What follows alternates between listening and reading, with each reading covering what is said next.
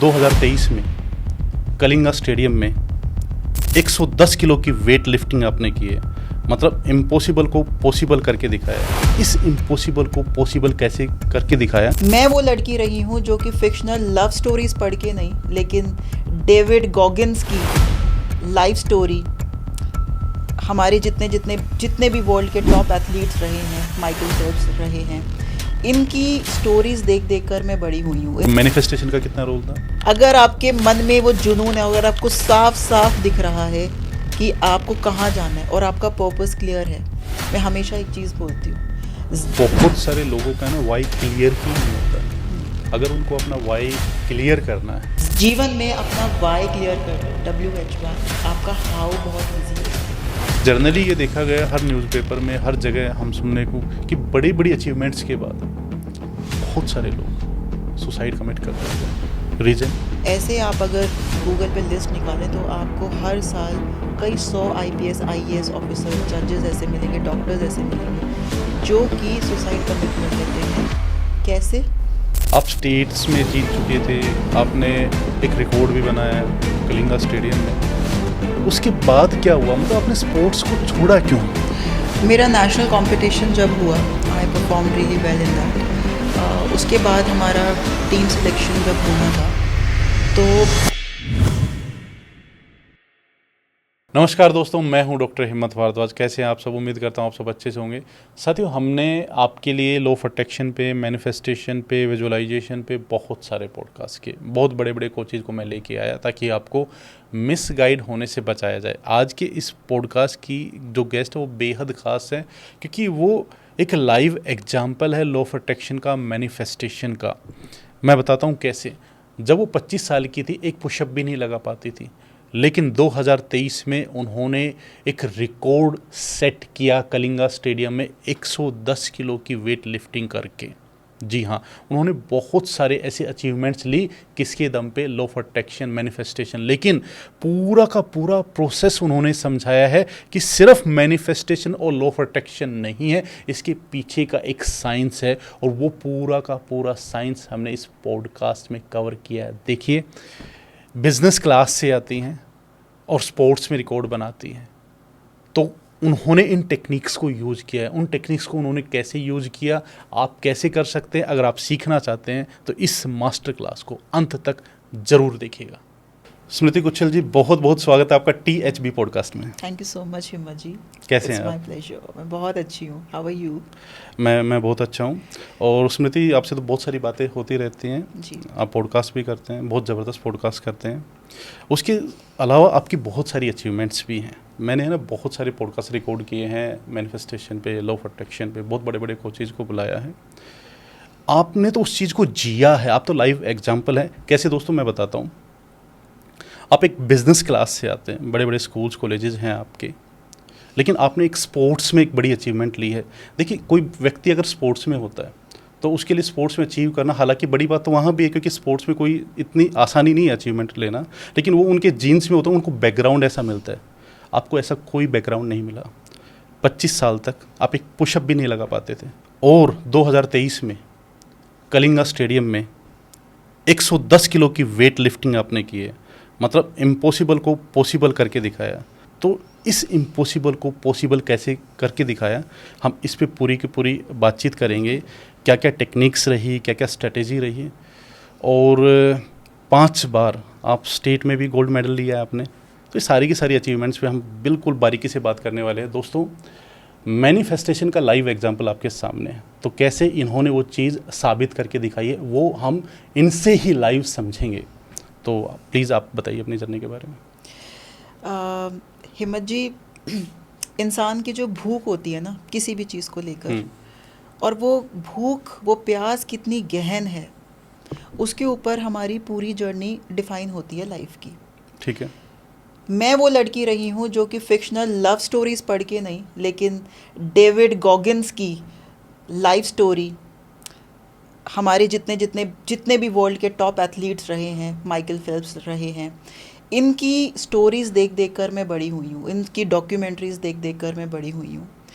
मेरे अंदर ना सब कुछ, मेरा ग्रेजुएशन एमिटी यूनिवर्सिटी से हुआ है, फिर I went to Kent State University Ohio USA, फिर इटली से मैंने मास्टर्स की है मेरी। सब कुछ मेरा career wise I was on top, मतलब Okay. जितना आप इमेजिन कर सकते हैं उतना टॉप पे। I was doing so good in my career. Then we have schools also in Sonipat, colleges also, सब कुछ, मतलब बहुत सब कुछ लाइफ सब सेट। लेकिन ना कहीं मेरे ये था कि यार इस लाइफ में ना इंडिया के लिए कुछ करना है, अपने भारत के लिए कुछ करना है। ओके। 2016 में जब पीवी सिंधु का सिल्वर मेडल आया बैडमिंटन में, और जब उसका ब्रॉन्ज मेडल आया साक्षी मलिक जी का रेसलिंग में, पता नहीं something, there was something that move inside me. मुझे ऐसा लगा कि मुझे इस लाइफ में कुछ ना कुछ ऐसा ज़रूर करना है और ओलंपिक्स में मुझे मेडल लेकर आना है, मुझे नहीं पता हाउ। और मैं आपको बताऊं, जब मैं अपना राष्ट्रगान सुनती थी ना, जब कोई एथलीट पोडियम पे खड़ा होकर और अपना राष्ट्रगान बजता हुआ, जब एज एन ऑडियंस ऑल्सो जब मैं सुनती थी, और मुझे लगता है हमारे 145 करोड़ हिंदुस्तानियों की एक ये भावना बहुत कॉमन है कि जब हम वो नेशनल एंथम की जब गूंज हमारे कानों में पड़ती है ना, तो रोंगटे खड़े हो जाते हैं।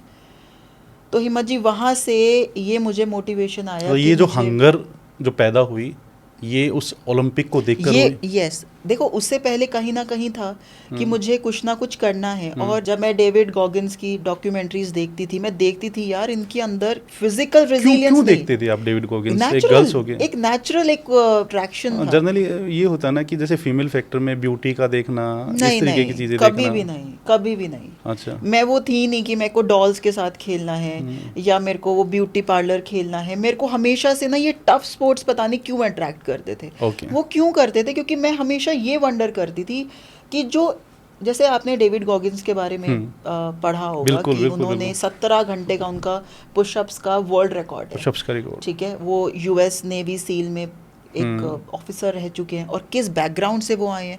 तो मुझे ऐसा लगता था कि यार ये फिजिकल तो नहीं है केवल, सही बात है। उनकी क्या मेंटल रेजिलियंस होगी कि एक पर्सन, मतलब अगर एक यूएस नेवी सील ट्रेनिंग करने लग जाए तो 20% ही केवल सरवाइव कर पाते हैं, 80% तो सरवाइव ही नहीं कर पाते उस ट्रेनिंग को। एग्री।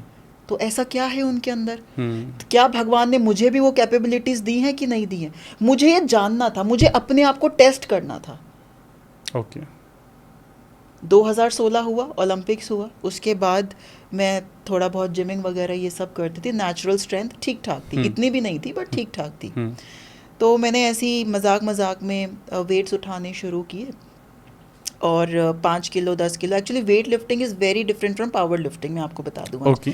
वेट लिफ्टिंग में होता है, there are 2 sports actually, one is snatch and one is clean and jerk. Snatch में क्या होता है, आपको वेट एक ही बारी में नीचे से उठाकर ऊपर पूरा उठाना होता है, दैट इज स्नैच। और क्लीन एंड जर्क में क्या होता है कि आप वेट को पहले शोल्डर्स तक लेकर आते हैं और उसके बाद आप जर्क करते हैं। जर्क करते हैं, ठीक है। Okay okay. पावर लिफ्टिंग क्या होता है कि आपने वेट बस उठाया और यहाँ तक बस आपने उठा लिया उसको, वेस्ट तक, ठीक है। और दूसरा होता है उसमें स्क्वाट्स होता है पावर लिफ्टिंग में, और एक होता है बेंच प्रेस।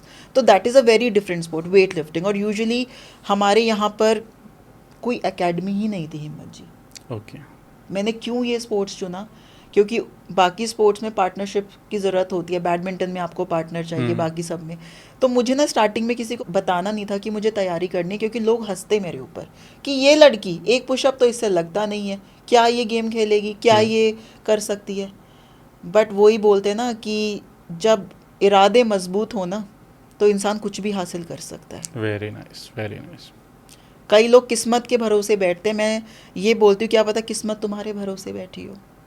ट्रू, 101%। तो वहाँ से ये जर्नी शुरू हुई। जाके मैंने जैसे तैसे कोई एक कोच ढूंढे, मेरे सीआरपीएफ के एक कोच हरगोपाल सर, आज भी मैं उनको बहुत याद करती हूँ। और उनके साथ लगकर मैंने इसकी स्टेट्स की तैयारी फिर शुरू की। धीरे धीरे मेडल्स आने शुरू हुए, मेरा हौसला और बढ़ता गया। और स्टेट लेवल पे आपने 5 मेडल जीते? स्टेट लेवल पे मैंने 5 बार, पहले डिस्ट्रिक्ट लेवल पे जीते। ठीक है। डिस्ट्रिक्ट लेवल पे जब मेडल्स आने शुरू हुए तो मेरा हौसला और बढ़ता चला गया। और घर वाले बहुत ज़्यादा सपोर्टिव नहीं थे, क्योंकि बहुत टफ स्पोर्ट है एंड ऑब्वियसली इंजरी होने के चांसेस बहुत हैं। तो बस सामने जब मेरे को तिरंगा दिखता था, मैंने एक नेशनल फ्लैग लगाया हुआ था, एक ओलंपिक्स का पोस्टर लगाया हुआ था, greatest athletes of the world का भी एक पोस्टर लगाया हुआ था। उनको देख देख के डॉक्यूमेंट्रीज उनकी देख देख के और जुनून आना शुरू हो गया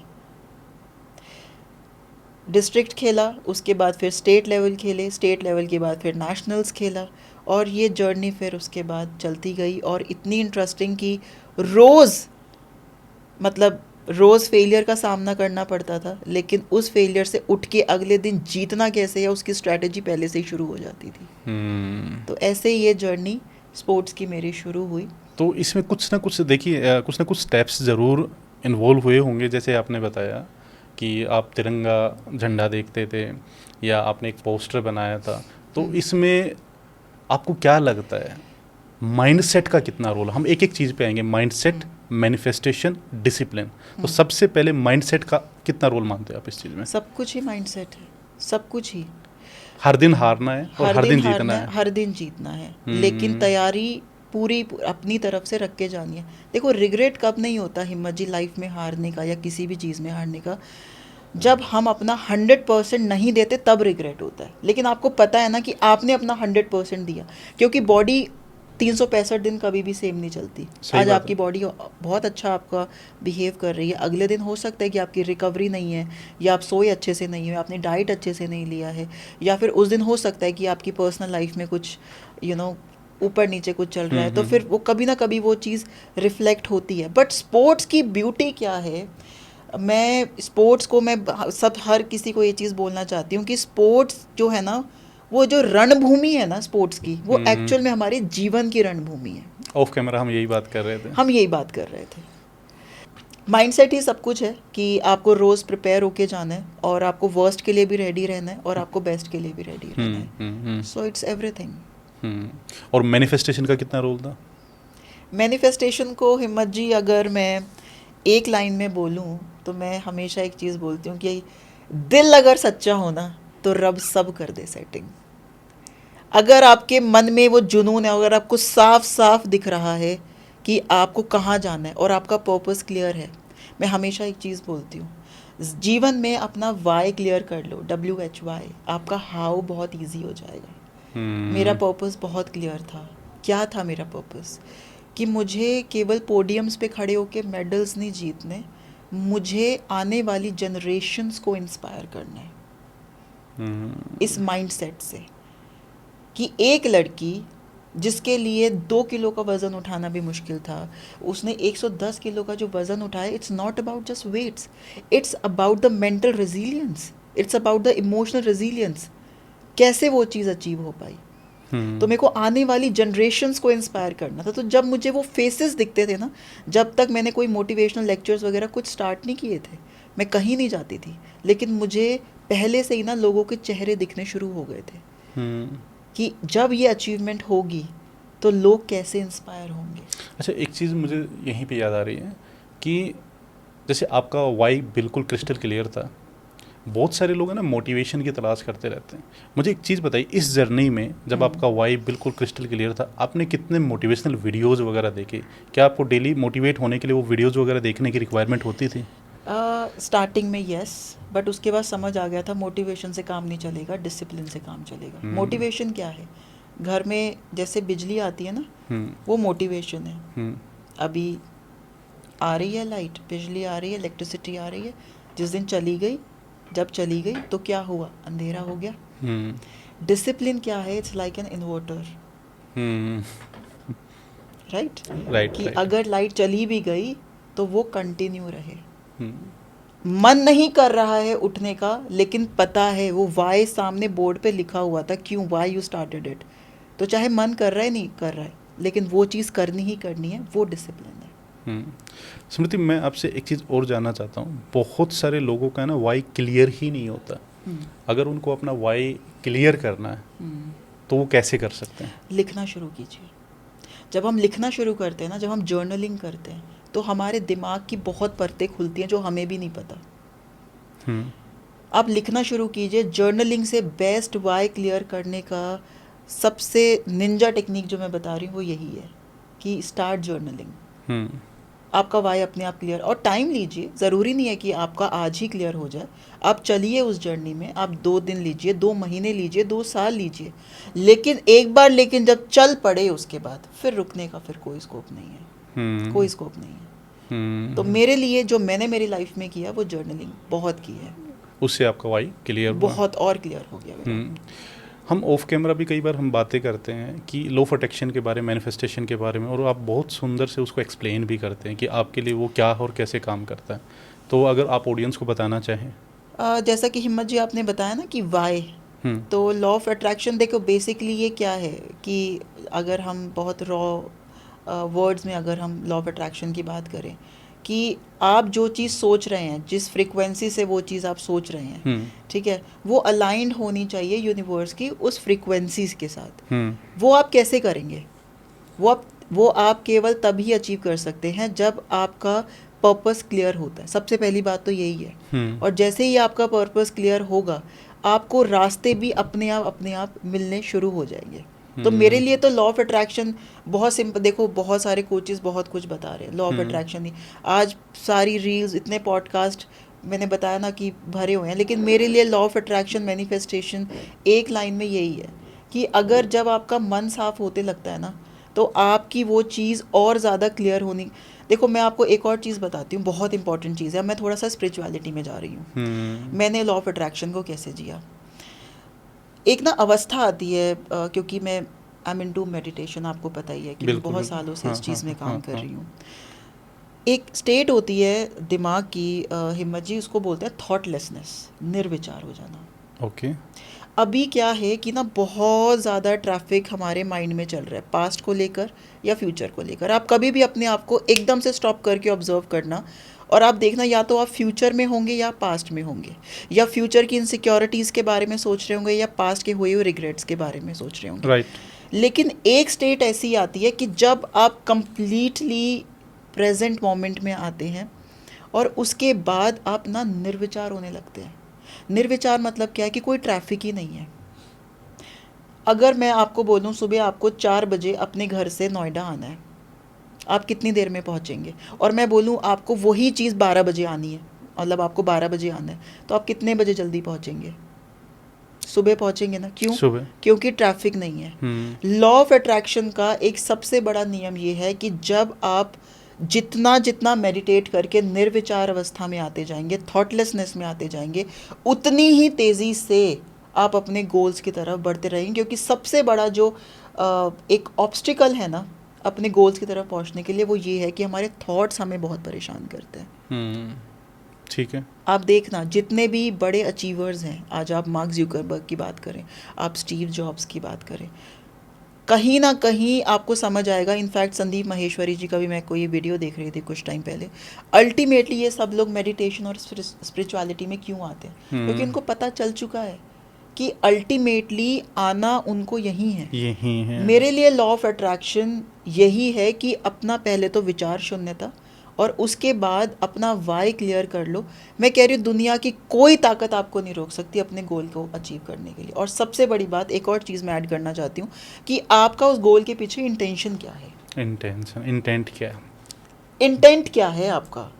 आपको केवल कोई चीज़, आज आप पॉडकास्ट कर रहे हैं, क्या हिम्मत जी आप पॉडकास्ट केवल नेम और फेम के लिए कर रहे हैं? नहीं। क्या इंटेंट है आपका? कि आपको एक अच्छा कंटेंट दुनिया तक, लोगों तक पहुंचाना है ताकि उनकी लाइफ में आप कोई वैल्यू एडिशन कर सके। राइट। तो परमात्मा वैसा ही आपके लिए सारा इंतज़ाम करना शुरू कर देता है।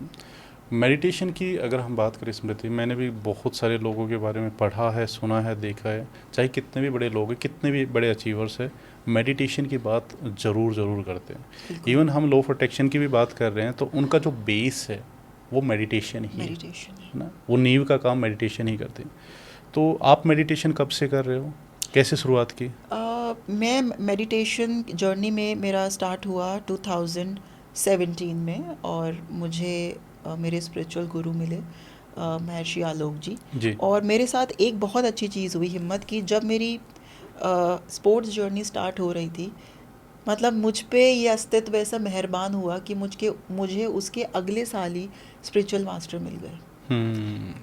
कॉम्बिनेशन ऐसा ज़बरदस्त बना कि जो चीज़ शायद 10 साल 20 साल में अचीव होती, वो मात्र 6-7 साल में वही मैं पूछने वाला था। अगर ये कॉम्बिनेशन नहीं होता तो जितनी तेज़ी से आपने उस स्पीड मतलब उस अचीवमेंट को अचीव किया था, क्या आप कर पाते? मुझे माइंड के सीक्रेट्स पता ही ना चलते। हाँ। मुझे पता ही ना चलता कि मेडिटेशन की इतनी पावर्स हैं, निर्विचार होने की इतनी क्या पावर्स क्या हैं। पावर होती है?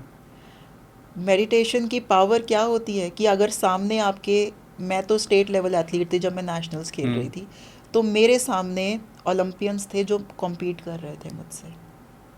अब आप सोचो कि अगर एक नॉर्मल खिलाड़ी हो, मैं तो अपनी भी बात कर रही हूँ, जब मैं पहली बार जब उनका सामना किया एग्री 1000%। तो पेट में ना एक अलग सा ही पेन, एक एंजाइटी फील होती है।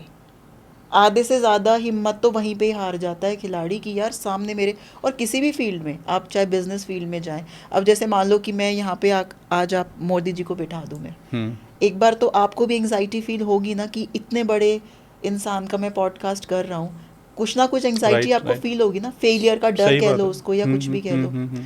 तो एक दो बार मुझे वो फील हुआ, लेकिन वो माइंडफुलनेस प्रैक्टिसेस से मैंने इतना तो जान लिया था कि अपने ऊपर मतलब अंतर्मुखी कैसे होना है, मतलब अपने ऊपर फोकस कैसे करना है। बाहर का शोरगुल सब कुछ मेरे लिए ब्लर हो गया था, सब कुछ। एक छोटा सा किस्सा यहाँ पे मैं ऐड करता हूँ अपना पर्सनल। मैं जब BA सेकेंड ईयर में था जी। तो मैं UPSC की तैयारी कर रहा था, और मैं कॉलेज में बहुत अच्छा परफॉर्म कर रहा था, एकेडमिक्स में भी और कल्चरल में भी। तो मेरे प्रोफेसर्स ने भी मेरा कॉन्फिडेंस बिल्ड किया कि भाई आप UPSC कर सकते हो। तो मैं जब तैयारी के लिए मुखर्जी नगर पहुंचा, तो वहाँ पे एक संस्थान है, बहुत बड़ा संस्थान है, तो लाइव बताना तो ठीक नहीं रहेगा। तो मैं वहाँ पे फ़िलोसॉफ़ी मेरा एक ऑप्शनल सब्जेक्ट था। इवन मेरे पास में स्किल्स थी, सारी चीज़ें थी। तो वो जैसे ही उनका सेशन शुरू हुआ, वो सेशन कंप्लीट होने के बाद में जैसे एक होती है ना आपस में बातचीत, तो मैं बातचीत कर रहा हूँ, जो मेरे पड़ोस में बैठे हैं, भाई आपने क्या किया? कोई कह रहा मैं M.Tech कर चुका हूँ, कोई कह रहा मैं PhD कर चुका हूँ, जो आप बात कर रहे थे ना कि मेडिटेशन से, माइंडफुलनेस से, है ना। तो मैं सच में उस टाइम पे मैं भी इनसिक्योर हो गया था कि इन लोगों के साथ में मैं कैसे कॉम्पीट कर पाऊँगा। हालांकि मुझे ना काफ़ी टाइम लगा कि हाँ मैं भी वो चीज़ें कर सकता हूँ। बिल्कुल सही बात है, हम दोबारा से एक बार मेडिटेशन पे ही आते हैं, क्योंकि बहुत बड़ा रोल प्ले किया है मेडिटेशन ने आपकी स्पोर्ट्स जर्नी में। स्मृति, बार बार एक क्वेश्चन मेरे दिमाग में आ रहा है कि आप स्टेट्स में जीत चुके थे, आपने एक रिकॉर्ड भी बनाया कलिंगा स्टेडियम में, उसके बाद क्या हुआ? मतलब आपने स्पोर्ट्स को छोड़ा क्यों? मेरा नेशनल कंपटीशन जब हुआ, I perform really well in that. उसके बाद हमारा टीम सिलेक्शन जब होना था, तो उसके कुछ समय पहले से ना मेरे को राइट फुट में बहुत ज़बरदस्त पेन आना शुरू हुआ। डॉक्टर को मैंने दिखाया तो मुझे पता चला कि वो फ्लैट फुट की इंजरी मुझे हुई है। फ्लैट फुट होता क्या है कि किसी किसी को नेचुरली जो फुट में कर्व होता है वो कम होता है। अच्छा। और वो बाय बर्थ होता है। एंड ये इंजरी और ये जो पेन है, मतलब ये ठीक तो हो जाता है बट इट्स इरिवर्सिबल। ओके। मतलब आप बोलते हैं ना कि आर्मी में और स्पोर्ट्स में एक्चुअली फ्लैट फुट्स को ज़्यादा रिकमेंड नहीं करते, क्योंकि वो पेन जब आना शुरू होता है, जब आप इतना वेट अपनी बॉडी पे लेते हो, फ्लैट फुट जिनके होते हैं, अगर वो बहुत ज़्यादा वेट अपनी बॉडी पे लेते हैं या बहुत इंटेंस फिजिकल एक्टिविटी करते हैं, तो उनको स्पाइनल कॉर्ड इंजरी आने के भी चांसेस रहते हैं।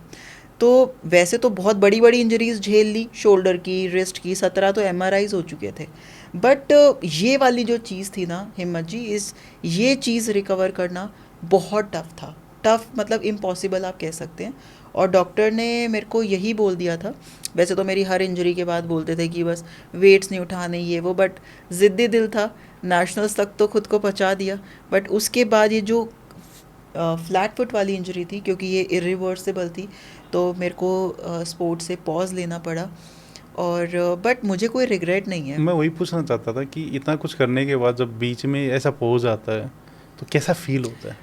नहीं, मेरे को कुछ ऐसा नहीं है कि मेरे को कुछ, देखो पता है क्या था, मेरे को स्पोर्ट्स में स्टार्टिंग में मुझे था कि मेरे को मेडल्स जीतने हैं, मुझे रिप्रेजेंट करना है, मेरे को पोडियम पे खड़े होके I use to you know visualise कि लोग मेरे लिए बहुत तालियां बजा रहे हैं, you know that glory and everything. वो नेशनल्स तक मैंने जब देख लिया, लेकिन मेरे को जो इस जर्नी ने जो लेसन्स दिए ना, वो मेरे लिए ज़्यादा इम्पोर्टेंट थे। क्या क्या लेसन्स लिए आपने? सबसे बड़ा लेसन तो यही था कि ज़िंदगी में हार को भी कैसे एक्सेप्ट करना है, ये पता चल गया। और देखो, आप किसको पसंद है रोज़ रोज़ रोज़ रोज़ सेम रूटीन फॉलो करना, वही सेम डेली मील्स खाना, और मन नहीं कर रहा फिर भी ट्रेनिंग करना, चाहे धूप है, चाहे गर्मी है, चाहे बरसात है, लेकिन आपको ट्रेनिंग करनी है तो करनी है। तो आप रोज़ वो काम कर रहे हो जो आपको पसंद नहीं है, तो सोचो कि आप नॉर्मल जनता से तो कितने अलग हो गए। सही बात। मतलब आपका माइंड सेट कितना पावरफुल हो गया कि आपको जो काम पसंद नहीं है वो भी आप रोज़ रोज़ रोज़ कर रहे हैं, तो आपका माइंड सेट कितना पावरफुल हो चुका है। पहला लेसन ये। दूसरा, मेरे को स्टेट ऑफ थॉटलेसनेस क्या होती है, जो मैंने केवल स्पिरिचुअल किताबों में पढ़ा था, वो मैंने जिया उस चीज़ को। आज भी प्रेमानंद जी के पास बहुत बड़े बड़े साधु आते हैं जो ये बोलते हैं कि हम कब से नाम जप कर रहे हैं, हम कब से ध्यान कर रहे हैं, लेकिन आज भी विचार हमें परेशान करते हैं। मेरे को हिम्मत जी ऐसे ऐसे लोग पता है जो सालों से नाम जप कर रहे हैं, लेकिन आज भी वो अपने विचारों से मुक्त नहीं हो पाए। तो मुझे लगता है कि एक मेरे लिए स्पोर्ट्स एक स्पिरिचुअल जर्नी थी जो अस्तित्व ने मेरे लिए रची थी, क्योंकि मैं वो सारी सब चीज़ें कभी एक्सपीरियंस ना कर पाती जो कि नॉर्मल लोग इतनी सालों साल में जाके अचीव करते हैं। तो state of thoughtlessness, mental and emotional resilience. मैं इतनी इमोशनल पर्सन थी हिम्मत जी कि मेरी जन्म कुंडली पहले कोई देखता था ना, या आज भी कोई देखता है, सबसे पहली बात यही बोलता है ये पर्सन बहुत इमोशनल है। और एक्चुअल में ये था, आंसू मेरे नाक पे रहते थे, कुछ हुआ नहीं और आंसू टप टप टप टप शुरू। ठीक है, तो इमोशनली बहुत मेरे को स्ट्रॉन्ग स्पोर्ट ने किया। और लाइफ में कोई भी चैलेंज हो ना, तो अब ऐसा माइंडसेट हो गया, देख लेंगे, संभाल लेंगे, हो जाएगा। एक ना अनसेड एक ट्रस्ट, एक फेथ रहता है कि हो जाएगा, और नहीं भी हुआ ना तो मालिक की कोई मर्जी होगी, इसलिए नहीं हुआ। अच्छा, एक सेटिस्फैक्शन। मेरी एक क्यूरियोसिटी भी है, मतलब मैं काफ़ी देर से देख रहा ये तो इतने जो लंबे बाल हैं, यहाँ अच्छा। भी, यहाँ इनको भी मैनिफेस्ट किया है क्या आपने? Actually yes. अच्छा। हाँ जी। सो बचपन में मेरी मॉम की एक चोटी होती थी, एक ब्रेड, जिसको विग हम बोलते हैं। तो मेरी मॉम ने वो संभाल के रखी हुई थी कि अगर जैसे कोई हमारे स्कूल के फंक्शंस वगैरह होते थे, उसके लिए मेरी मॉम लेकर के आई थी। तो वो ब्रेड पता है कितनी बड़ी थी कि यहाँ से लगाओ तो आपकी नीज तक वो आती थी, घुटनों तक। तो मैं क्या करती थी, जैसे बचपन में ना उसको लगा लगा के घूमती थी, और ऐसे मैं फील करती होती थी कि मेरे बाल, मेरे हेयर इतने लॉन्ग हैं कि मेरी नीज़ को टच कर रहे हैं। तो मैं वो फीलिंग लेती थी, मतलब जब वो मेरी नीज़ को टच होता था ना, तो मैं फीलिंग लेती थी, वाह यार इतने लंबे बाल कभी तो लाइफ में होंगे ऐसे। तो मेरी मॉम जब मेरे को मिल्क पिलाती थी ना ग्लास से, तो वो ऐसे ही पिलाती थी कि देख, सोच कि देख तेरे बाल इतने लंबे हो रहे हैं, पीले पीले, ऐसे ही ना जैसे बच्चों को लालच देते हैं। तो एक्चुअल में ऐसा हो गया। और ये मैनिफेस्ट के साथ मैं ये भी बोलूँगी हिम्मत जी, बहुत बड़ी बात, और बहुत लोग मुझसे क्वेश्चंस पूछते हैं कि इतने एक्सेप्शनली लॉन्ग हेयर कैसे। तो मैं ये बोलूँगी कि मैंने आज तक अपने बालों पे ना कोई ज़्यादा कभी कोई पैसा खर्च नहीं किया। मतलब लोगों को लगता है कि बहुत फैंसी स्पा लेती होगी ये सब, मैं लगाती हूँ सेसमे ऑयल। ठीक है, सेसमे ऑयल या कोकोनट ऑयल, वो मैं लगाती हूँ। No expensive spas, nothing. लेकिन having said that, diet is very important. Right. 2016 में जो मेरे हेयर थे और आज जो मेरे हेयर है, ज़मीन आसमान का फ़र्क है। मेरी जैसे ही स्पोर्ट जर्नी स्टार्ट हुई, I started taking protein rich diet. और फॉर योर इन्फॉर्मेशन मैं आपको बता देती हूँ दैट आर हेयर और हमारे nails are made up of protein called keratin. Okay. तो आप जितना अच्छा डाइट लेंगे, आप अपना लाइफस्टाइल जितना अच्छा रखेंगे, आप पॉजिटिव रहेंगे, उतने ही आपके हेयर, और मैं उसका जीवंत एग्जाम्पल हूँ। क्या genetics yes plays a very important role, but आपको अपना डाइट पे बहुत ख्याल रखना पड़ेगा। 16 में मेरे थे लॉन्ग हेयर थे, बट इतने एक्सेप्शनली लॉन्ग नहीं थे, इतने डेंस भी नहीं थे। वो टाइम के साथ हुए हैं, with diet, with proper sleep, और ऑलवेज खुश। लाइफ में जो भी हो देख लेंगे, संभाल लेंगे, हो जाएगा। तो ये राज है बड़े वालों का। अच्छा, जब आप प्रोटीन डाइट की बात कर रहे हैं, तो प्रोटीन डाइट में क्या नॉनवेज भी लिया आपने? Not at all, I am pure vegetarian. और मैंने पूरी स्पोर्ट्स जर्नी अपनी वेजिटेरियन डाइट से ही निकाली है। और आज भी I don't even take eggs, no eggs. मैंने कुछ साल 2-3 साल खाए, बट सच बताऊं तो प्रेमानंद जी से मिलने के बाद पता नहीं अंदर क्या हुआ कि वो भी छोड़ दिए। मैंने कहा ठीक है, परमात्मा को जिताना होगा ना, मेडल्स लेकर आने होंगे तो ऐसे ही आ जाएंगे, बट उनको सुनने के बाद अपने आप ही छूट गया। तो no eggs, even non veg तो खैर कभी खाया ही नहीं, बट वेज के भी बहुत अच्छे हमारे प्रोटीन बहुत सारे सोर्सेज ऑप्शन हैं। हैं, प्रोटीन के हाँ, सोर्सेज बस हैं। आपको थोड़ा सा ख्याल ये रखना है कि आपको अपना प्रोटीन काउंट आपको रखना चाहिए। जैसे अगर आपका बॉडी वेट 70 kgs है तो एटलीस्ट 70 ग्राम प्रोटीन्स आपकी बॉडी में हर रोज़ जाना चाहिए। तो उस चीज़ का ख्याल आपको रखना है। और अगर आप एथलीट हो तो फिर इंटू 2, मतलब double the time, double protein करना। Yes. एक चीज़ बताई थी कि एक थॉटलेस स्टेट होती है ना, उसको कैसे अचीव किया जा सकता है और कब तक अचीव किया जा सकता है? थॉटलेस स्टेट, हिम्मत जी, बहुत इंटरेस्टिंग क्वेश्चन है और मुझे बहुत मज़ा आता है इस पे बात करने में। मैं आपको कुछ चीज़ इमेजिन करने के लिए बोलती हूँ और सारे व्यूअर्स को बोलती हूँ कि वो भी इस चीज़ को एक बार सोचें कि आपके सामने एक बकेट है और बकेट में पानी है और उसके अंदर मिट्टी जमी हुई है, ठीक है। अब अगर आप उस बाल्टी में स्वच्छ जल डालेंगे तो क्या वो जो स्वच्छ जल जो आपने बाल्टी में डाला, क्या वो स्वच्छ रहेगा डालने के बाद, या वो गंदा हो जाएगा? गंदा हो जाएगा। गंदा होगा गंदा ना। हो जाएगा। हमारा जो मन है ना, वो वैसी ही आधी भरी हुई मिट्टी की बाल्टी की तरह है। इतना मलिन है, इतना गंदा है, इतने थॉट्स, इतने विचार, इतनी नेगेटिविटी इसके अंदर ऑलरेडी भरी हुई है कि आधे से ज़्यादा लोग मैं देखती हूँ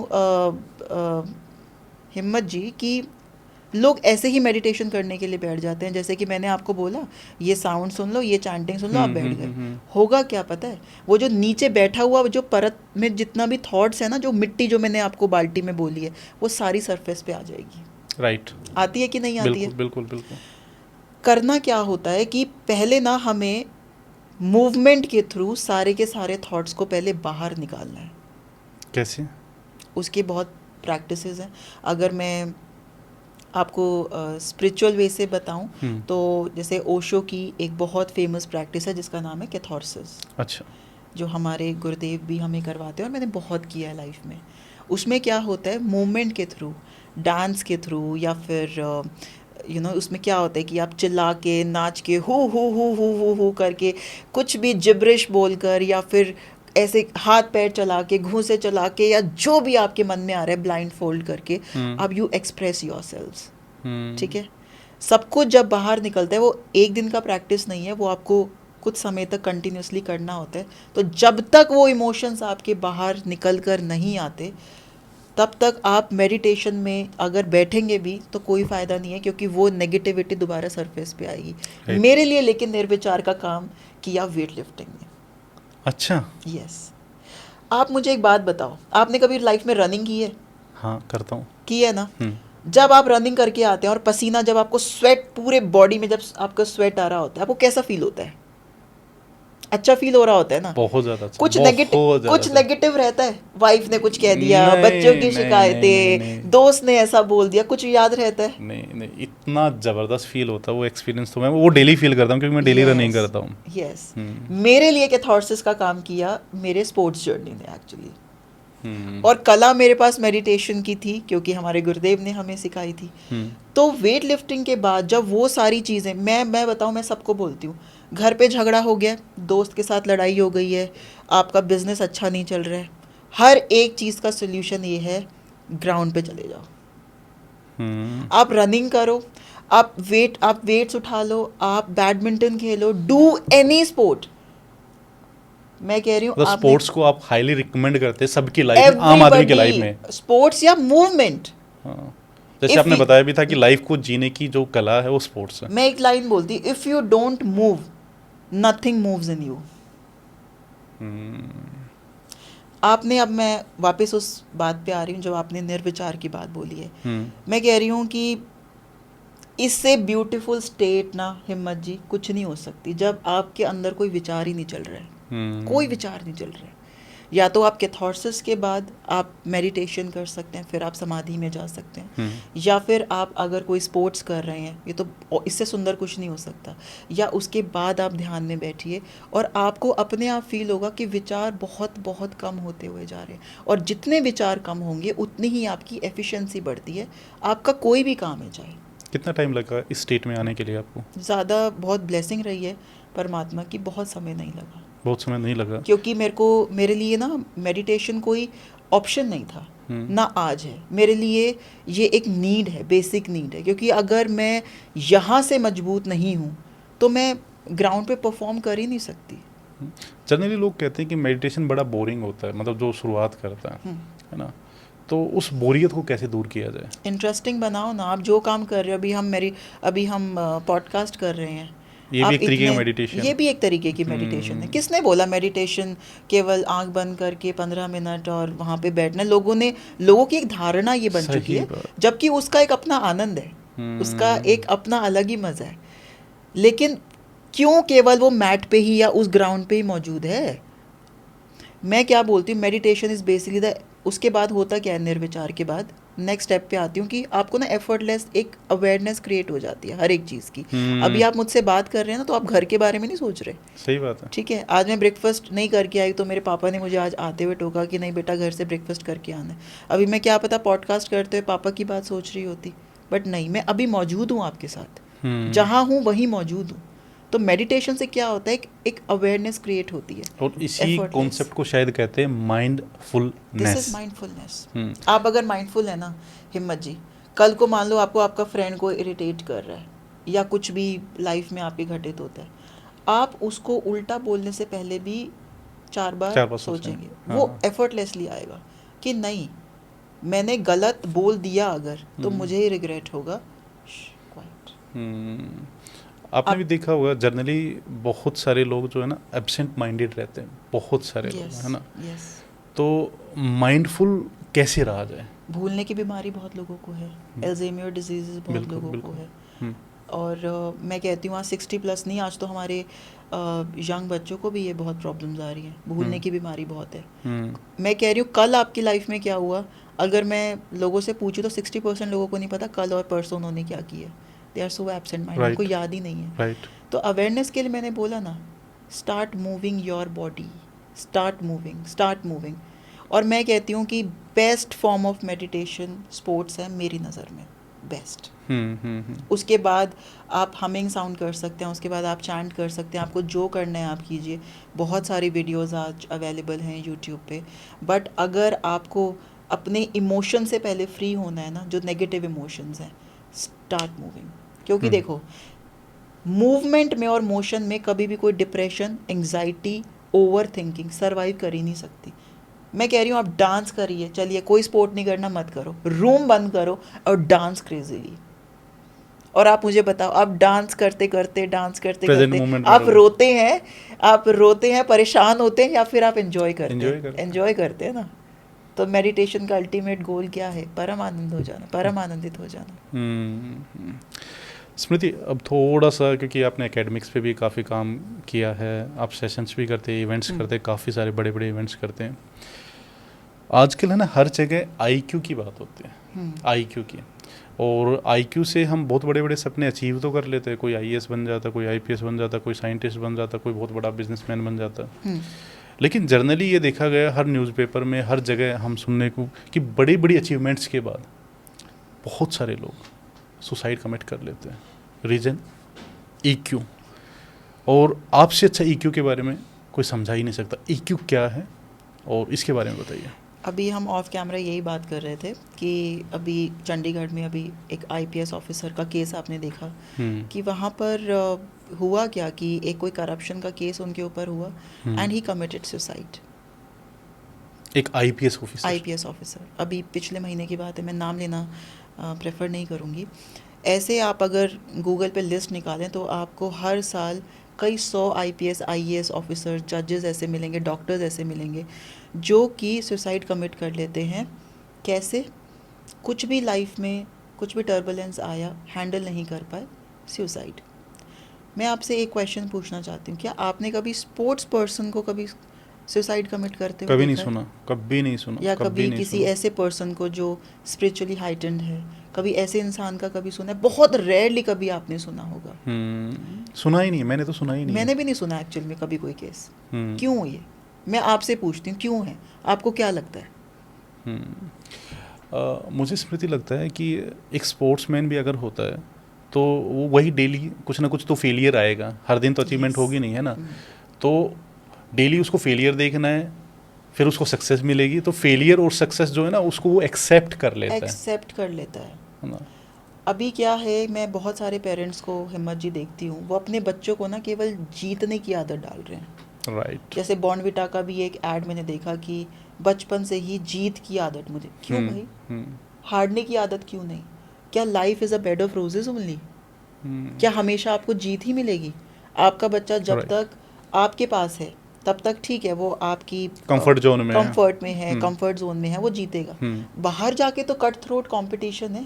राइट। अगर कुछ भी विपत्ति अगर आ गई उसको, वो क्या करेगा? कोटा में देखिए ना क्या कुछ हो रहा है। हर दिन हर सुसाइड हो दिन रहा है, हो हर रहे दिन। हैं। अब कोटा में क्या, आप कहीं भी जाइए, आप हमारे सामने केसेस नहीं आते, बट आप जाके देखिए ये तो वो केसेस हैं एक्चुअल जो मीडिया स्टैटिस्टिक्स। में आ यस, जाते हैं, उससे ज़्यादा केसेस तो वो हैं जो आते ही नहीं कभी। आते ही नहीं है। इमोशनली अगर आपको स्ट्रांग होना है ना, तो आपको, आप आज नहीं तो कल आपको मानना ही पड़ेगा कि आप अपनी लाइफ में कोई ना कोई एक एक्टिविटी ज़रूर करो ऐसी जिसमें वो आपको हारना भी सिखा रही है।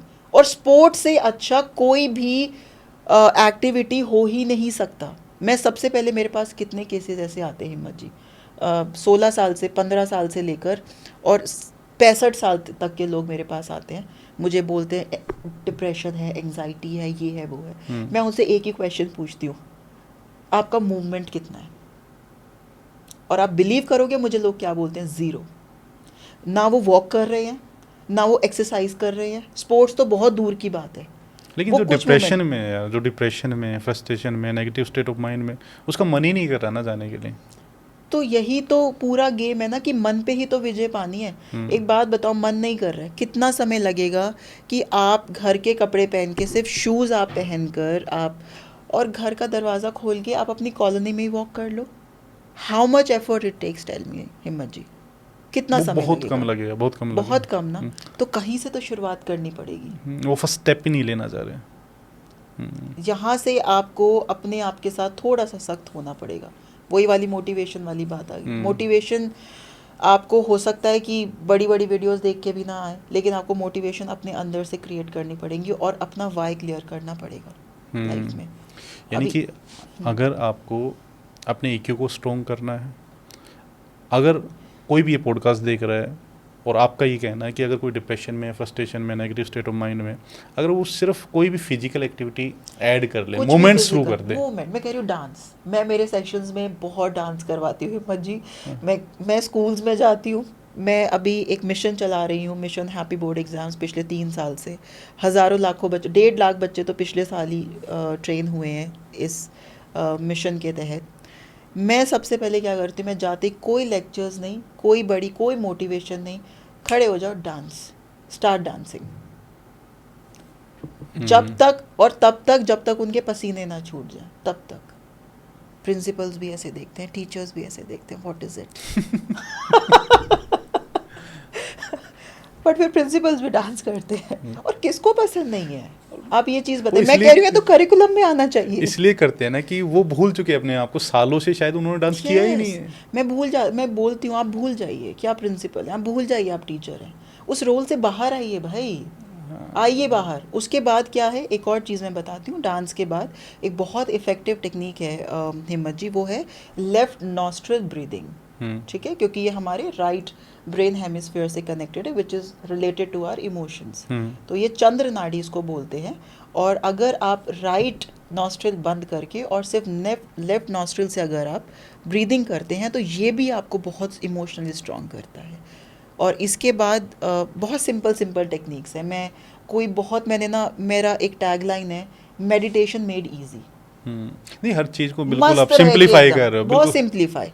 ठीक है, और एक और प्रैक्टिस मैं आपको बता देती हूँ। अगर आपको अपना EQ स्ट्रॉन्ग करना है, स्पोर्ट्स मैंने बताया, मूवमेंट बताई, डांस बताया, लेफ्ट नॉस्ट्रल ब्रीदिंग मैंने आपको बताई, एक और है हमिंग साउंड। सिंपल। वो क्या होती है? हमिंग साउंड क्या होती है कि आप, अगर इसको भ्रामरी भी बोलते हैं, अच्छा। हाँ जी, तो आप आंखें बंद करके एंड आपको एक लंबी breath you inhale and exhale करते हुए you just have to hum like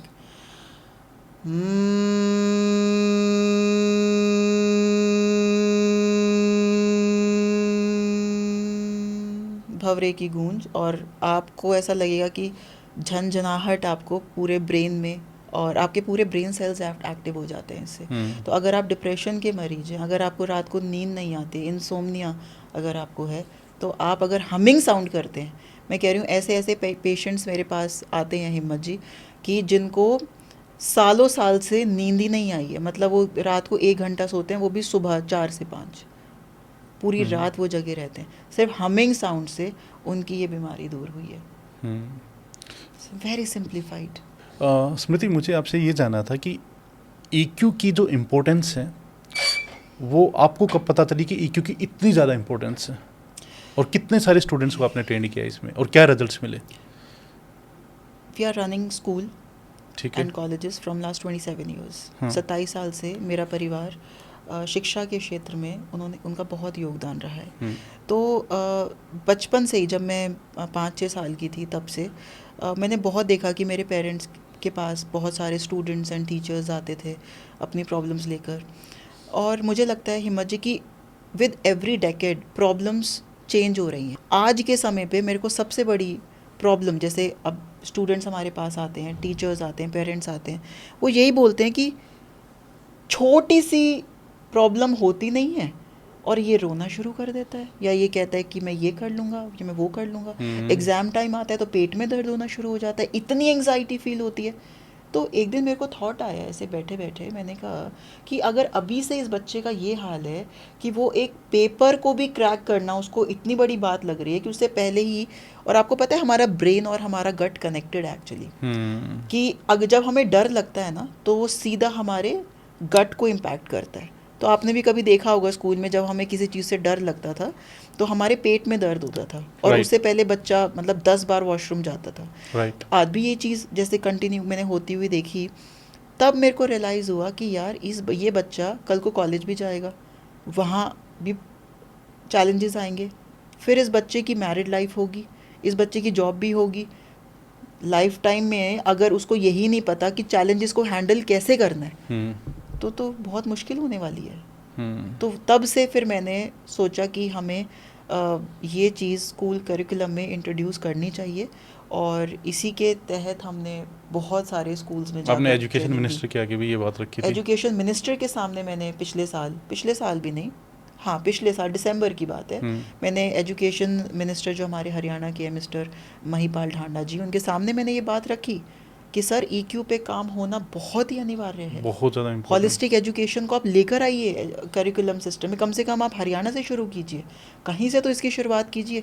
और मैं बता रही हूँ हिम्मत जी, आप मेरे सेशंस की आपने वीडियोस भी देखी हैं, जब मैं सेशंस लेती हूँ ना, उनके ऐसे ऐसे इमोशंस निकल के आते हैं that they cry in the session. वो वीडियोस मैं इस पॉडकास्ट में लगा दूंगा, कुछ डिस्क्रिप्शन में भी हम डालेंगे ज़रूर जी।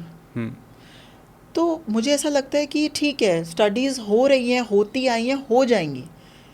मैं तो सबको बोलती हूँ क्यों 95 नहीं 90% भी आ जाएंगे तो कौन सी आफत आ जाएगी, सही बात है, बिल्कुल सही बात है। लेकिन कल को अगर आपकी शादी में कुछ प्रॉब्लम आती है, फॉर एग्जांपल आपका एक आर्ग्यूमेंट ही अगर हो जाता है, हाँ, तो फिर आप कैसे संभालेंगे उस चीज़ को, या बॉस ने कुछ कह दिया आपको, या आपके कलीग ने आपको कुछ कह दिया। आपको क्या लग रहा है इन दोनों में? हालांकि मुझे तो दोनों ही इंपॉर्टेंट लग रहे हैं, लेकिन दोनों में IQ और EQ में जी EQ ज़्यादा इम्पोर्टेंट है। Very important, very important. क्योंकि IQ तो ठीक है, आप एग्जाम्स तक है, हालांकि उसका दूसरा रोल भी है, लेकिन EQ का रोल ज़्यादा आ रहा है।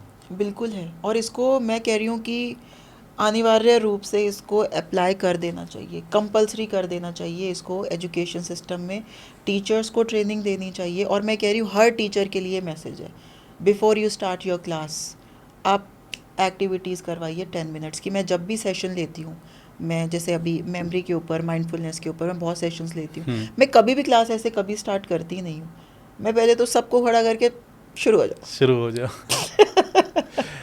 और इतने खुश, और मुझे लगता है देखिए ना कि अगर आपको कोई, अगर आज कोई पौध लगानी है, आप उसका बीज डालते हैं, है ना, कोई वृक्ष का अगर आप बीज डालते हैं, आपको मान लो कोई कल को कोई पेड़ लगाना है, तो आप क्या बिना इनफर्टाइल लैंड पे लगा लेंगे क्या?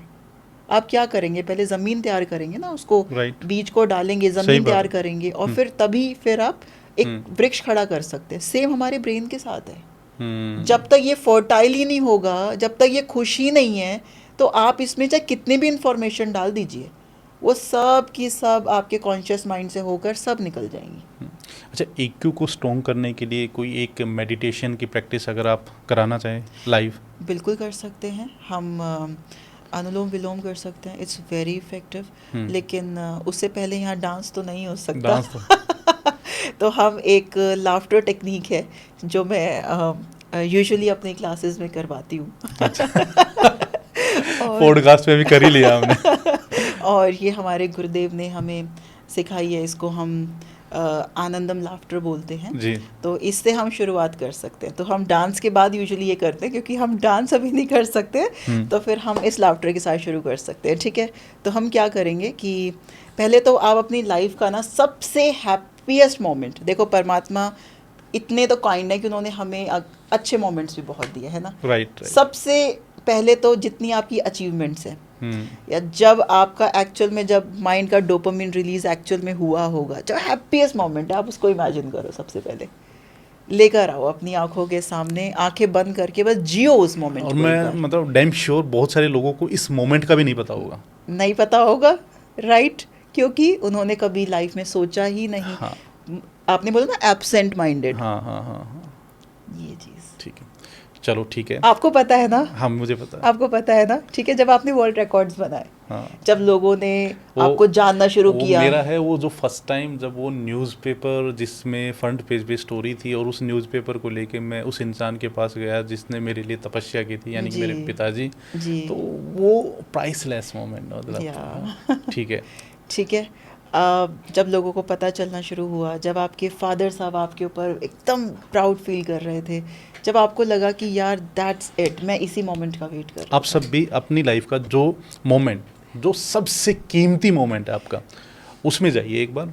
मैंने रिकॉल कर लिया, आप सब भी रिकॉल कीजिए। उस मोमेंट में हम आ गए जो हमारी लाइफ का वो जो प्राइसलेस मोमेंट है। मैं अपनी लाइफ का प्राइसलेस मोमेंट आपके साथ शेयर करती हूँ कि मैंने एक सेशन किया था, 21 डेज़ लाइव ट्रांसफॉर्मेशन सेशन, और 21 दिन का चैलेंज आप बोल सकते हैं। तो फर्स्ट डे मैंने सबकी इंटेंशन लिखवाई थी कि आप ये प्रोग्राम क्यों ज्वाइन करना चाहते हैं, फिर 21 दिन के बाद हम उनमें वो चेंज देखते हैं। तो एक लेडी आई थी मेरे पास, and she is a teacher in a school. तो उनको अर्थराइटिस की प्रॉब्लम थी। वो बहुत समय से मेडिसिन ले रही थी और उनका अर्थराइटिस ठीक ही नहीं हो रहा था, बहुत परेशान थी।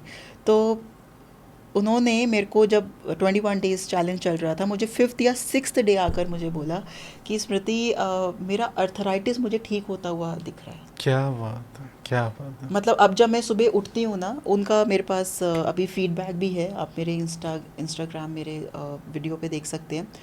वो कहती हैं कि जब मैं सुबह उठती हूँ ना, अब मेरे को वो पेन फील नहीं होता। तो आप समझ रहे हो कि वो एक्चुअली में उनका फिजिकल पेन कम था, वो उनका यहाँ से पेन, क्योंकि पता है half of our diseases are actually psychosomatic.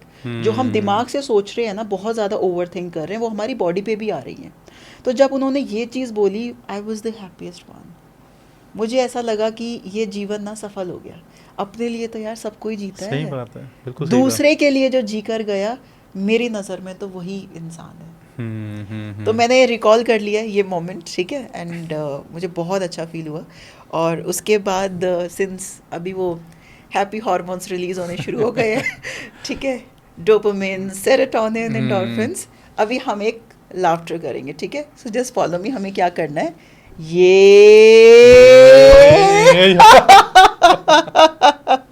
एक बार और, ये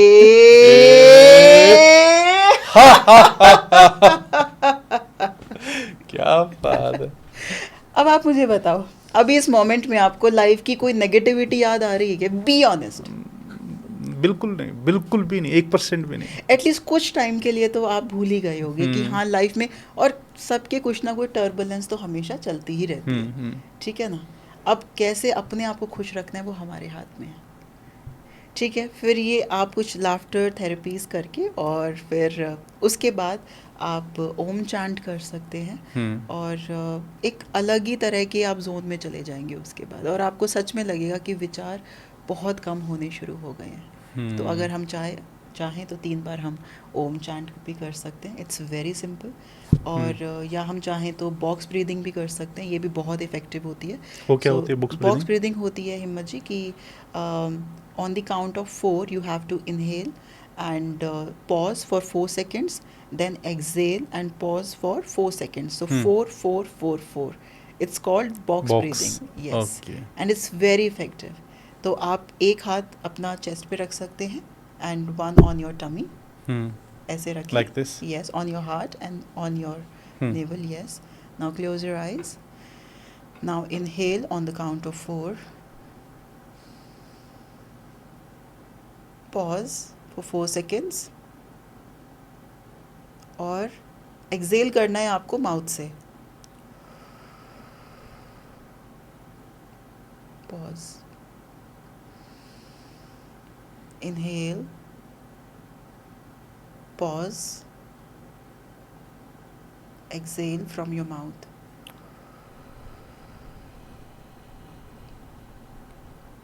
inhale,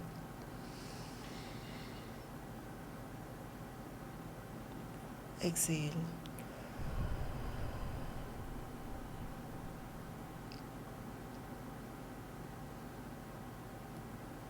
now you can do affirmations that I am a God's special child।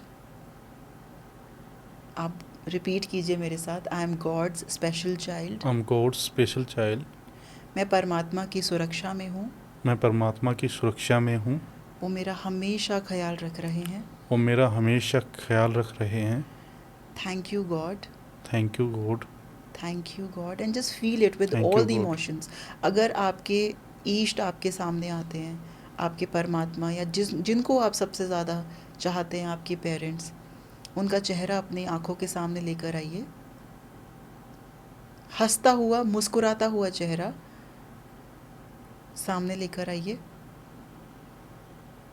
with a smiling face, just say thank you, Thank you। thank you, Thank thanks, you। thanks, thanks। Now rub your both hands together, make it warm and put it on your face and body for positive vibrations। और जहाँ जहाँ भी आपके हाथ जा रहे हैं, वहाँ वहाँ से आप अपने आप को स्वस्थ होता हुआ महसूस करें। और जब धीरे धीरे आंखें खोलेंगे ना, हर चीज़ HD में दिखती है। But it's a continuous process, consistency is the key. एक पर्सनल क्वेश्चन है मेरा जी। स्मृति, खुद के साथ अगर हमें अपना अच्छा रिलेशन बनाना हो खुद के साथ, कैसे बना सकते हैं? स्टार्ट विद योर बॉडी, वही physical moment. Physical moment, your diet, your nutrition. क्योंकि आप जब अच्छा खाना शुरू करेंगे ना, जब आप ऑब्वियसली फिट होना शुरू करेंगे, फिर आपका मन करेगा कि आप अच्छे कपड़े पहने, है ना। फिर जब आप अच्छे कपड़े पहनेंगे, जब वर्कआउट करेंगे, तो आपको लगेगा कि आप लोगों से कॉन्फिडेंट मतलब मिलें, और आपको अंदर ना एक अपने आप ही कॉन्फिडेंस फील होगा। आप देखो, पेट आपका निकला हुआ है, आप अनफिट हो, कुछ भी खा रहे हो। माइंडफुलनेस में क्यों इतना ज़ोर देती हूँ? अगर आज आपके पास 2 ऑप्शंस हैं, एक तो अनहेल्दी फूड का और एक हेल्दी प्लेटो का, ठीक है, 2 ऑप्शंस हैं। अगर आप माइंडफुल है ना, जैसे ये प्रैक्टिस में, जैसे मैंने आपको शॉर्ट प्रैक्टिस कराई, इसको आप प्रैक्टिस करते हैं, आपको ना एक एफर्टलेस अवेयरनेस क्रिएट होनी शुरू होगी। आपको ना अपने आप ही गाइडेंस आएगी कि यार this is not good for me, ये अच्छा नहीं है, मुझे नहीं खाना, it's not good for my body. Start with your body. अच्छा खाइए, आप अच्छा सोइए, ठीक है। मैं कह रही हूँ कि आप कपड़ों पे बहुत एक्सपेंसिव कपड़े पहनने की बेशक ज़रूरत नहीं है। आप जितना अफोर्ड कर सकते हैं, आप अच्छा कपड़ा पहनना शुरू कीजिए, साफ़ सुथरे कपड़े पहनने शुरू कीजिए। घर पे भी अगर आप मान लो कि आप रिलैक्स्ड लेटे हैं, मैं इस चीज़ पे बहुत ज़ोर देती हूँ कि घर पे अगर आप गंदे मैले कुचैले कपड़े पहन के भी बैठे हैं ना, वो आपकी वाइब्रेशंस बहुत लो करते हैं। घर पे भी अगर आप बैठे हैं तो गंदा सड़ा हुआ पजामा पहनने की कोई ज़रूरत नहीं है, नया ले आओ, सस्ता ले आओ, but it should be clean, it should be hygienic. और आप देखना आपकी वाइब्रेशंस बदलनी शुरू हो गई। दूसरा, आप जिस स्पेस में बैठे हैं, आपका जैसे स्टडी टेबल है, ठीक है, इट शुड बी क्लीन। आपका bedroom, it should be clean, it should be NEET and clean. और लोगों को लगता है जब मैं ये बात करती हूँ I mean expensive, no, I don't mean expensive, I mean neat and clean. Clutter, it shouldn't be cluttered, मतलब क्लटर नहीं होना चाहिए। Neat and clean space, neat and clean body, neat and clean your कपड़े। उसके बाद आप देखना आपका कॉन्फिडेंस अपने आप ही, आपको खुद को देखना अच्छा लगेगा। और जब आप खुद के साथ प्यार में होते हैं ना तो आप सबसे प्यार करते हैं। Right, when you are unhealthy तो आपको ना फिर सामने वाला भी फिर अच्छा नहीं लगता और आपका मूड भी बहुत चिड़चिड़ा रहेगा। अब तक की लाइफ की आपकी 3 सबसे बड़ी लर्निंग्स क्या है? सबसे बड़ी लर्निंग्स मेरी लाइफ की, सबसे पहला तो यही कि gratitude is the greatest power of this universe. क्या बात है। मैंने जो भी चीज़ लाइफ में अचीव की है उसके लिए मैंने पहले से ही थैंक यू बोलना शुरू कर दिया, जैसे वो चीज़ मेरे पास ऑलरेडी है। और मैंने उसके जो मैजिक्स लाइफ में देखे हैं ना, मतलब गज़ब, ग्रेटिट्यूड से। ग्रैटिट्यूड से। और जो बोलते हैं ग्रैटिट्यूड के ऊपर, बहुत सारे कोचेस बोलते हैं, बहुत सारे संत इसके ऊपर बोलते हैं, वो एक्चुअल में ट्रू है। ओशो कितना बोलते हैं कि आप हर चीज़ के लिए धन्यवाद कीजिए। मैं मेरी मेडिटेशन में अभी भी लास्ट में मैंने ग्रैटिट्यूड क्यों करवाया, यू फील गुड, आपको लगता है आपके पास ऑलरेडी अबंडेंस में वो चीज़ है, तो right. आप और फिर आप उसको बहुत ईजिली अट्रैक्ट कर लेते हैं। राइट। दूसरा, आपके रिश्ते बहुत मजबूत होने चाहिए लाइफ में। जीवन में 1 या 2 रिश्ते आप ज़रूर ऐसे रखिए जो आपके सबसे नज़दीक, आप उनसे कुछ भी बात कर सकते हो, कुछ भी। और ऐसे रिश्ते बहुत मतलब हम बहुत किस्मत से मिलते बहुत हैं। किस्मत से मिलते हैं और बहुत सारे लोगों की लाइफ में ऐसे पर ज़रूरी नहीं है वो ब्लड रिलेशंस हो, हाँ, है ना, ज़रूरी नहीं है। कभी कभी आप अपनों को कई बार वो चीज़ नहीं बता पाते। कभी कभी लाइफ में कुछ दोस्त ऐसे मिल जाते हैं जिनसे आपकी फ्रीक्वेंसी ऐसी मैच करती है, आपको पता है यार 3 बजे भी आप फ़ोन कर दोगे, that person will be here for me. और सेम मतलब वाइस वर्सा, वो पर्सन आपको अंदर से होना चाहिए कि यार इस पर्सन के लिए मैं कुछ भी कर सकता हूँ। एंड आई फील कि love is the greatest power. जो प्रेम है ना, उससे बड़ी चुंबक कुछ भी नहीं है। और वो एक फ्रेंडशिप लव भी हो सकता है, ज़रूरी नहीं है कि आपको एक रोमांटिक रिलेशनशिप में ही रहना है। वो एक मैत्री भाव में भी वो प्रेम हो सकता है। तो एक इंसान लाइफ में ज़रूर आप ऐसा रखिए जिसके लिए आप सब कुछ समर्पण, जिसके लिए, और वो कोई भी हो सकता है, कोई भी हो सकता है। मतलब वो आपके गुरु हो सकते हैं, आपके पेरेंट्स हो सकते हैं, आपके सिबलिंग्स हो सकते हैं, आपके फ्रेंड्स हो सकते हैं। राइट। और तीसरी चीज़ ये है, सबसे बड़ी लर्निंग, कि जो जन्म हमें मिला है, मैं बहुत बड़ी बात बोलने जा रही हूँ, आप इसके ऊपर सोचना शुरू कीजिए कि 84 लाख योनियों में अगर ये जन्म मिला है तो किसी कारण से मिला होगा, वरना क्या पता हम भी कीट पतंगे होते, क्या पता हम भी कौन से जानवर और ये सब होते। तो किस रीज़न से मिला है, वो सत्य की खोज में आप एक बार ज़रूर निकलिए। और मैं कहती हूँ अगर जिस दिन आपके अंदर ये क्वेस्ट आ गया ना, और यही स्पिरिचुअल क्वेस्ट है एक्चुअली। मेरे अंदर ये क्वेस्ट कब आया हिम्मत जी, जब मैंने पहली बार अपने ताऊ जी की डेड बॉडी देखी थी इन 2006। मेरी उम्र उस समय 14-15 साल थी। और ये क्वेस्ट मेरे अंदर सबसे पहले तब आया कि यार ताऊ जी तो वहाँ पर हैं, ताऊ जी की वाइफ मेरी ताई जी यहाँ पर हैं, इनकी डॉटर भी यहाँ है, जो मेहनत से इन्होंने घर बनाया वो भी यहीं है, कुछ उनके साथ नहीं गया, तो फिर ये यहाँ पर क्यों है, मतलब ये तो चले गए, तो ये चीज़ तो मेरी भी हो सकती है, ये दिन तो मेरा भी कभी भी आ जाएगा। वहाँ से मेरे अंदर एक क्वेस्ट भी था बचपन से कि मुझे जानना है कि क्यों मेरा ये जन्म हुआ है। सो एक सबसे बड़ी लर्निंग मेरी लाइफ की ये है कि मेरे अंदर भी वो क्वेस्ट आया, और आपके अंदर, सब के अंदर एक क्वेस्ट ये ज़रूर होना चाहिए कि आपका जन्म क्यों हुआ है, किसी कारण से हुआ है, उस सत्य की खोज में आप निकलिए। और उसके लिए एक लाइव मास्टर लाइफ में होना, एक गाइड होना लाइफ में बहुत ज़रूरी है। जब हम स्कूल में जाते हैं, हम घर पे भी तो मैथमेटिक्स साइंस पढ़ सकते हैं ना, हम स्कूल क्यों जाते हैं, क्योंकि हमें एक टीचर चाहिए। तो हमारी लाइफ गाइड कौन है, ये बताइए आप मुझे। कैसे पहचाने लाइफ गाइड को? आप मन में एक बार प्यास लेकर आइए। मैं कहती हूँ ये अस्तित्व ऐसा इंतज़ाम आपके लिए करता है। जैसे मेरे गुरुदेव एक ये चीज़ बहुत बोलते हैं ना कि प्यासा कुएं के पास जाता है। मैं कह रही हूँ कुआं प्यासे के पास अपने आप आ जाता है, और बोलते हैं that you can not choose your master, the master chooses you. वो अपने आप आपका हाथ पकड़ लें, कहीं ना कहीं से कुछ ऐसा इंतज़ाम होगा कि आपको कोई ना कोई मास्टर ज़रूर मिलेंगे। और कोई बात नहीं अगर आपको एक मास्टर से कनेक्ट नहीं हो रहे, गौतम बुद्ध ने तो अपने 99 मास्टर्स बदले। राइट। तो एक क्वेस्ट ये ज़रूर लेकर आइए। ये मेरी 3 सबसे बड़ी लर्निंग लाइफ की रही है। जो भी इस पॉडकास्ट को देख रहे हैं उनको क्या मैसेज देना चाहेंगे, क्या एडवाइस देना चाहेंगे? सबसे बड़ी एडवाइस यही है कि जैसे जिससे हमने शुरुआत की कि लाइफ में एक स्पोर्ट आपके ज़रूर होना चाहिए। वो आपको जीवन जीने की कला सिखा जाएगा, because sports is not just physical, वो आपकी मेंटली और आपको इमोशनली जितना स्ट्रॉन्ग कर देगा ना, वो आपको कोई चीज़ नहीं कर सकती। और दूसरा ये कि सत्य की खोज में निकलिए और देखिए, सोचना शुरू कीजिए एटलीस्ट कि भगवान ने आपको ये जन्म क्यों दिया है। और मैंने देखा हिम्मत जी की कोविड में लोग मतलब मूंगफलियों की तरह जा रहे हैं, मतलब एक एक घर में कितनी कितनी डेथ हो रही हैं। तो डेथ मेरे लिए बहुत बड़ा रियलाइजेशन एक रहा है लाइफ में। तो इस खोज में ज़रूर निकलिए कि हम भी कभी ना कभी उस अर्थी पे होंगे।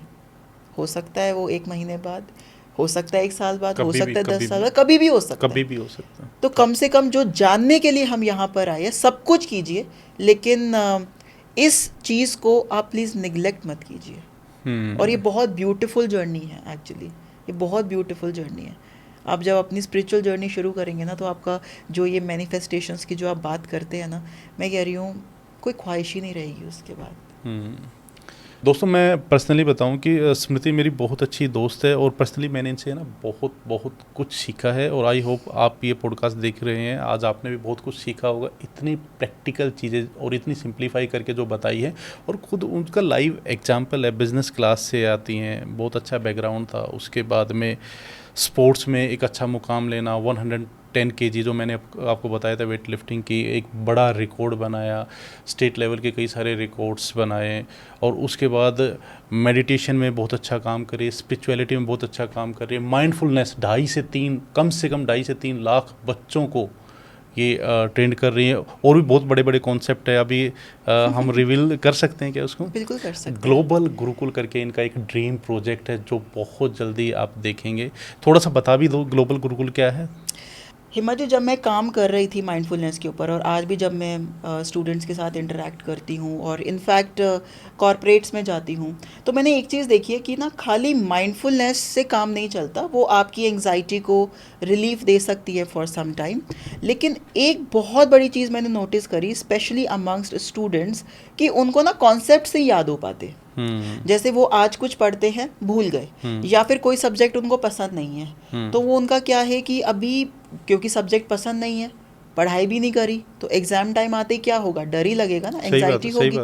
फिर कुछ बच्चों के चैलेंजेस हैं कि उनको लॉन्ग पैराग्राफ याद नहीं होते, कुछ बच्चों के चैलेंजेस हैं कि उनको केमिस्ट्री के फार्मूलाज याद नहीं होते, मैथ्स के फार्मूलाज याद नहीं होते।